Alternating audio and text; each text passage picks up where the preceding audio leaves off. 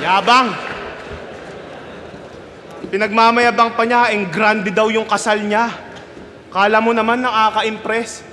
Putang ina mo, hindi mo naman papakasalan si Ann kung hindi mo nabuntis. Sino nakapanood na ng mga laban nito sa kabilang liga? Lakas, hindi ba? Bidang-bida. Angas ng mga tira. I swear, soldier soul. Putang ina ka, Eminem, magnanakaw ka ng linya. Speaking of laban niya, I6, balita ko, nag-walk out ka daw pagtapos ng laban nyo. Sa harap mismo ng mga dabawenyo. Buti na lang yung mahal mo nasa VIP room. Kaya dun ka dumiretso. Kino-comfort ka niya habang nakayakap sa'yo. Sa bandang gilid sila nakapwesto. Alam nyo kung ano yung punchline? Hindi yun si Ann Mateo. O si Gago, nangangatog na yata. Umaalog na yung baba. Unti-unti na siyang nauuga parang ngipin ng 5 years old na bata. Pero wag kang mag-alala, hindi ko ibubulgar lahat sa iyong asawa para pag uwi mo mag-away kayo parang si Bongbong at si Sara. Tangina, Ann B. Mateo, ginawa niyang Plan B. Mateo. Hindi kita masisisi, girl, kung bigla kang maging delulu. Tandaan mo na lang yung kasabihang, even your own eyes can fool you. Oo, even your own eyes can fool you. Bakit? Sino bang mga legit na fans ni Shei dyan? Aba, may mangilan-ngilan. Pero mas maraming kontra sa'yo, parang nanay lang ni Ann. Di ba tita, ayaw mo kay Shei?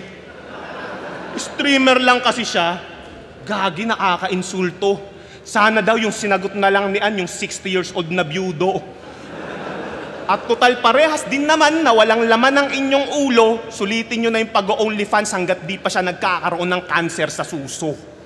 Kasi, paano kung biglang bumaliktad yung sitwasyon? Maubusan kayo ng pera. Parehas kayong maging baldado. Mga magulang na kayo na walang kwenta. Tanging mababalitaan nyo na lang yung anak nyo nagpupunas ng lamesa habang binabanggit niya yung mga katagang, okay na po, malinis na po. Ano pa pong iuutos nyo, Ma'am Leresa? Pero at least kasama niya magulang niya. Di katulad ng magulang mo, pinamigay ka lang kay Tita Nida. Puta, ayaw mo yung bata ka palang ginawaan ng certified na niga.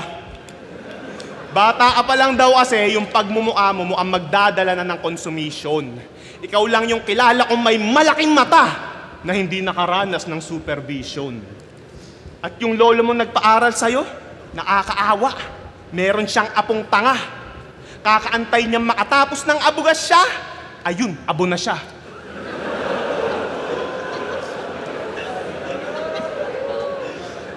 Hindi to yung AJ na classic na inaasahan yung maging laugh trip. Binabalaan kita, Shei. Higpitan mo yung kapit dahil wala rin mangyayari kahit umawat pa si Arik. At sisiguraduhin ko, lahat ng magre-react sa bahaging to hindi makakaakyat ng langit. Sa mga batang nanonood dyan, para sa sarili nyo tong kaligtasan, panoorin nyo kapag tulog na magulang nyo tapos yung volume pakihinaan. Kasi malaki daw yung kitaan sa live.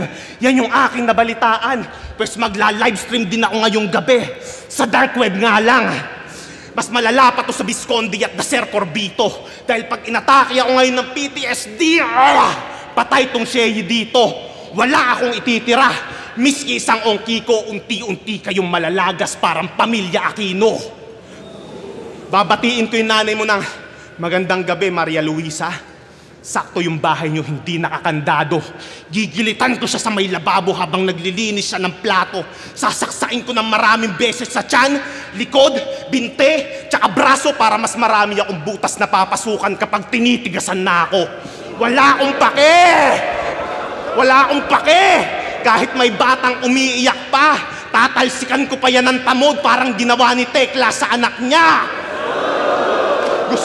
Gusto nyo bang malaman kung paano tumatakbo yung sex life ko? Pakibinyagan nyo na yung bata na mahugasan na yung flashlight ko. Wala akong pake, di ako makikinig sa kung ano man subalit bagamat at datapwat. Ginagawa ko to mag-isa ng walang halong kasabwat. Tututukan ko pa yung asawa mo ng matalim na panaksak. Mamili ka, papatayin ko to, kakantutin mo yung sarili mong anak. Pati yung kapatid mong si Moy, tsaka si Ann, sabay-sabay mabibiyak. Hindi ko to malilimutan dahil yung gamit ko itak. Ginagawa ko ang lahat ng to habang ako'y umiiyak katulad ng ginawa ko sa mga pamilya na pinatay ko sa Iraq. Wala akong pake. Kahit yung mga loyal fans ko ay nasusuka dahil wala naman tong pinagkaiba sa ginawa mo sa anak ni Fukuda. At pagkatapos nun, siguradong ikay matataranta. Magpapakita pa ako sa harap niya habang iniiyakan yung pamilya niyang nasalanta. Kahit pwede kitang patayin, wala pa rin akong gagawin sa kanya dahil mas masaya kapag nakita kong nagpapakamatay ka. And that's closed casket, beyond recognition. Ayoko na ng mga tawanan, sawa na ako sa ganyang feeling. Yung komedyante na persona, hindi ko na yan mithiin because I have lived long enough to see myself become a villain. Lumampas na ako ng linya. Eto ba yung gusto nyong anyo? Ang nakakatakot nga lang dyan, eto na yung totoong ako. Ako na nagpakakontrabida dahil di mo maayos na nagampanan yung papel na yan at ikaw na yung ginagawa kong bida nang malaman mo kung gaano yan kasarap sa pakiramdam.